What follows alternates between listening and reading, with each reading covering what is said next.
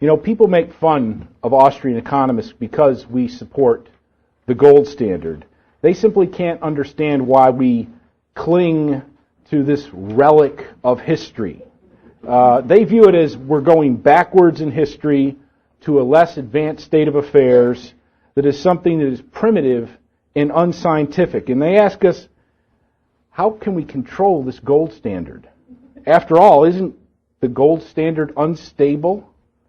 We answer yes, the gold standard is unstable in the same sense that all markets are unstable, which is one reason why we support the gold standard, because it automatically makes all of the necessary adjustments to the changes that occur in the real world. We also point out that gold is more stable than paper money, and that the gyrations in the gold market are the reflection of an unstable dollar, not any inherent instability in the gold market. We also go on to point out that the gold standard helps prevent government from starting useless spending programs, creating expensive bureaucracy, running budget deficits, waging unnecessary wars, etc. It can even help smooth out, possibly eliminate, the business cycle. Economic science and history, we claim, all point to the advantages of a market-based money and the disadvantages of a government-controlled system. And at this point, our critics are convinced. They are convinced that we are all crackpots.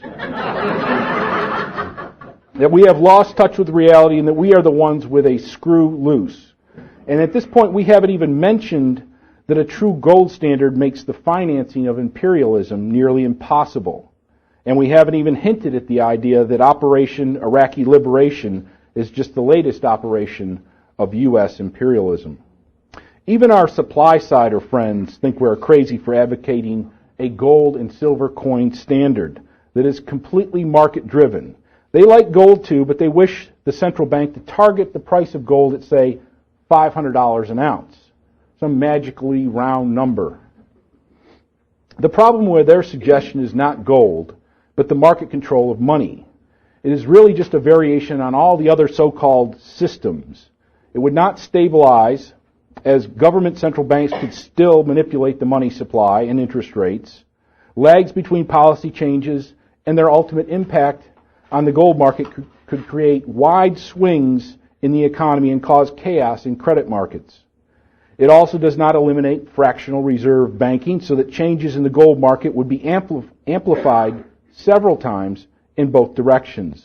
We would still face the problems of inflation and business cycles, and ultimately we would still face the twin problems of the system simply going into default, or the potential that governments would simply renege on their promises. The historical trail of broken promises, suspension of convertibility, and changing targets is too long and crowded to take their system seriously. As Murray Rothbard has shown, it was precisely this gold exchange system that was the economic basis of American imperialism in the late 19th century.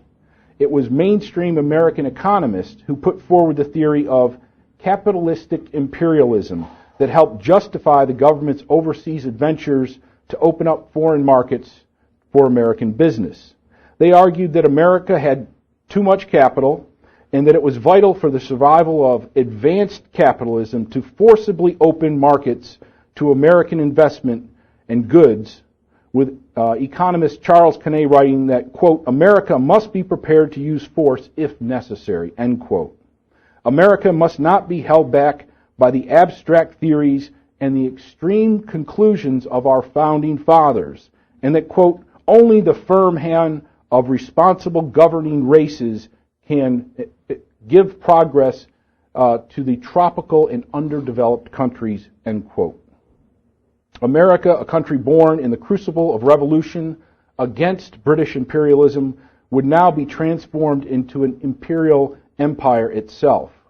Kenney called for a rewriting of the U.S. Constitution in order to better centralize power and for the maintenance of a large standing army and navy to pacify both the domestic population and our foreign subjects. Murray Rothbard noted, quote, the leap into political imperialism by the U.S. in the late 1890s was accompanied by economic imperialism and one of the keys to economic imperialism was monetary imperialism. In brief, the developed Western countries by this time were on a gold exchange standard, while most of the third world nations were on a silver coin standard. What the new imperialists set out to do was to pressure or coerce third world countries to adopt not a genuine gold coin standard, but a newly conceived gold exchange or dollar standard, unquote. The idea here was that foreign central banks would hold their reserves in dollars deposited in New York banks so that when our banks inflated, gold would not flow out of the country, as would be the case on a genuine gold standard. Hence, the U.S. used political, economic, and military pressure to persuade our new possessions and other underdeveloped countries to join the dollar system. By the time of the Panic of 1907, which was, of course, the justification for the Federal Reserve, the gold standard had been firmly shackled and had lost all of the qualities that made it the foundation of capitalism, free trade, and prosperity. And then, of course, the adoption of the Federal Reserve Central Bank, the breaking of the last linkages of gold, and the further dollarization of the world banking system that has occurred since has only enhanced the economic arm of U.S. imperialism. Nowadays, the U.S. Treasury can issue bonds in astronomical amounts only to be absorbed seemingly harmlessly into the Fed and other central banks around the world. For its part, the Fed pays for the bonds with a simple electronic bookkeeping entry in its accounts, and no one is the wiser. You know, I taught money and banking here at Auburn and a couple of other places, and I would tirelessly try to explain the details of Fed policy, the regulations of the banking system, the money expansion process. And when I first started teaching this course, inevitably students would come into my office, usually around as finals approached. So they would have gotten the whole story by then, and they would say, this just doesn't make any sense, or I'm just not getting this. Or Dr. Thornton, I must be missing something here. And of course, then I would explain that in order to really understand all of this, you have to think of it as a scam. You have to think of it as something that's criminal, and that normally what is going on here would be against the law, but in this case the government is allowing itself to break the law. And then I would remind them of all the different categories of who benefits from inflation and who's hurt from inflation. And I remind them, all the beneficiaries, they're all with the government or the government related. And I only wish I had like a photo scrapbook of their faces that I could pass around to you today, because they were, in many cases it must have been the biggest shock of their lives. They were just completely dumbfounded that the government had created the system essentially to rip everybody off. Only a market-based monetary system eliminates the possibilities of inflation and business cycle, and this system also prevents governments from embarking on the path of imperialism. Here, money would consist of gold and silver coins. Money would be defined by the market as a certain weight of a certain metal of a certain level of purity. The supply of money could only be increased with new mining production or diversions from other uses of the metal via the market mechanism. Banking would be based on 100% reserve requirements on all demand deposits. All demand deposits and bank notes would be redeemable on demand, and all defaulters would be forced into immediate liquidation. Bank runs would check the behavior of errant banks, and bank panics would be eliminated. Saving would be matched up with investment in a stable and a harmonious way, and business cycles, properly understood, would cease to exist. Most importantly, market-based money in the form of a gold standard would force governments back towards the classical liberal society and prevent its antithesis, imperialism. It is the central banking and fiat money system that finances imperialism. As Mises stressed, quote, "The meaning of the idea of sound money was devised as an instrument for the protection of civil liberties against despotic inroads on the part of governments. Ideologically, it belongs in the same class with political constitutions and bills of rights. The idea of government paper money is appealing to those of limited intellect and to those who believe in the power and glory of the state. The government can simply print money for all the problems of society to pay for anything that is required by the state. If a stingy legislature fails to pass the necessary taxes, executives and bureaucrats can spend borrowed money effectively laundered by their central bankers. What they fail to recognize are both the economic problems of inflation and that unshackled politicians spend for their own interest, including unnecessary wars and other imperial adventures. In fact, while Austrians emphasize the importance of sound money and the problems of inflation, we hold this last impact of sound money in the highest regard, because blocking imperialism and despotism is essential for the survival of liberalism. And this, of course, Adam Smith would say the same thing, Edmund Burke, and so on. However, I would like to quote Joseph Schumpeter here at length on this point, both for his wide-ranging authority on the subject and because he is considered one of the least doctrinaire in terms of policy among Austrian economists. In fact, some Austrians would call him a socialist.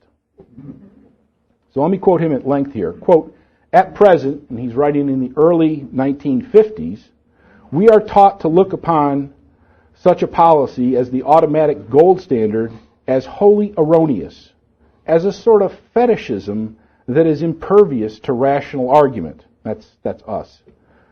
We are taught to discount all rational and all purely economic arguments that may actually be adduced in its favor. But quite irrespective of these, there is one point about the gold standard that would redeem it from the charge of foolishness, even in the absence of any purely economic advantage. An automatic gold currency is part and parcel of a laissez-faire and free trade economy. It links every nation's money rates and price levels with the money rates and price levels of all other nations that are on gold.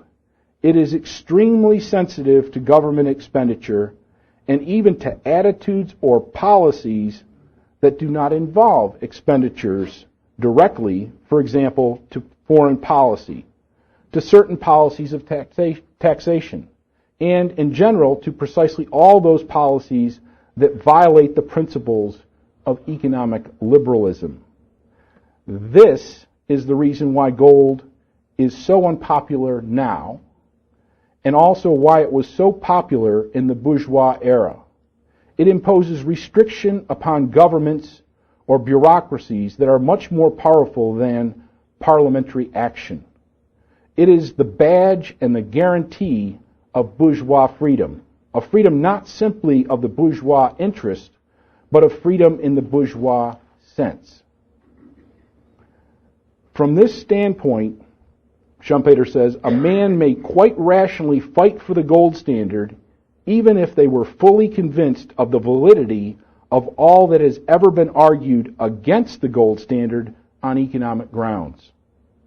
And from this standpoint, from the standpoint of statism and government planning, a man may not less rationally condemn it even if he was fully convinced of all that has ever been argued for it on economic grounds. So basically he's saying, even if fiat money was based on sound economic grounds, we should still want a gold standard to protect our freedom, while the statist or socialist should still support fiat money, even if they were fully convinced that it would lead to economic ruin. Imperialism is an inherently expensive, non-productive, and unprofitable venture. It enriches only a very small minority of people, but impoverishes the rest of society. If we could identify our impoverishment with imperialism, we would rise up and overthrow our rulers, but central banks and fiat money blind us to our source of poverty. Government bonds are simply issued to pay for imperial adventures and then laundered by the central banks. Government obtains our resources and our labor, and the average person has little or no idea that they have been swindled. Imperialism, therefore, cannot be justified with the idea that it helps the domestic population because only a teeny minority benefit. The beneficiaries include government contractors, ego-crazed politicians, and mercantilist business enterprises. In the case of Operation Iraqi Liberation, it's obviously the oil interest and others. The idea that imperialism can be justified because it helps our subjected people is ridiculous and the height of self-delusion. Subjects can only put up with foreign rule, or will only put up with foreign rule and interference in the face of their significant military disadvantages. All societies have their pluses and minuses, and to think that your society is all pluses while theirs is all minuses is the height of self-conceit, especially when you are imposing your will at the point of a bayonet. Imposing certain aspects of your system, such as law, religion, money, politics, etc., on a different society is a recipe for disaster. First, it doesn't work. Second, it causes unintended consequences within the new mixed system. And third, it ignites an opposition to your society's values and institutions across the board, and ignites reactionary movements against you, such as religious fundamentalism and terrorism. We can now see the results of British and American imperialism in the Middle East that are in full bloom. Such problems can only be avoided by following the ideas of the Austrian economist. Central banks make imperialism possible by makes possible the financing of imperialist adventures in such a way as to cloak the true cost of imperialism and war. Professor Salerno has shown in his article that's contained in the Cost of War book, the article War and the Money Machine, Concealing the Cost of War Beneath the Veil of Inflation, how and why the state uses inflation to pay for war. An article that I can very much recommend to you. The Fed can hide the cost of war, but ultimately it does not reduce the cost of war. It increases it by encouraging more war, destruction, and imperialism, and also by adding the cost of the monetary manipulation itself. The average citizen can only think that they have been slapped in the face by the invisible hand or run over by the invisible truck. As Operation Iraqi Liberation confirms, the U.S. government has no plans to end its imperial rampage. Operation Iraqi Liberation had bipartisan support, and all the recent talk in Washington about withdrawals, timetables, and new strategies is just an election season salve to make sure the anti-war movement does not fester out of its control. It also confirms that imperialism is the enemy of freedom and the champion of death, destruction, and deception.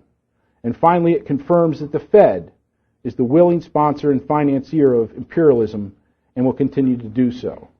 The only way to stop this destructive juggernaut is to unmask imperialism as the enemy of freedom, peace, and prosperity. The people must understand it is inherently bad for us, and the dirty secret that it is only the powerful few who benefit from imperialism, and that the Fed is used to dupe the masses into supporting imperialism. The Fed must be stopped. Gold coins must return as our monetary standard, and the ideas of the Austrian economists must prevail. This evil ideology of death and destruction that is imperialism must itself be destroyed by the force of good ideas. Thank you.